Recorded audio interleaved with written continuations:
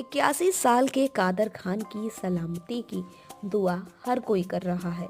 कादर खान बीते 3 दिन से कनाडा के अस्पताल में एडमिट है और जिंदगी की जंग लड़ रहे हैं।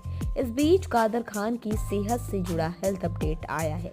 जानकारी के मुताबिक कादर खान अभी भी सेंस में नहीं है और उन्हें सांस लेने में दिक्कतें हो रही हैं।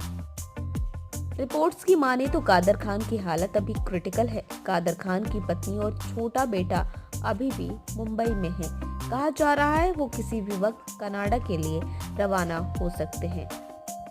आपको बता दें कि कादर खान के साथ उनके बेटे शहनवाज और बहू शाइस्ता उनके पास है। सूत्रों की माने तो कादर खान अपनी आंखों से लोगों से कांटेक्ट करने की कोशिश कर रहे हैं। बाईपैप वेंटिलेटर को हटा दिया गया है और वेल्व ऑक्सीजन लगा दिया गया है। कादर खान को अभी सांस लेने में दिक्कत हो रही है।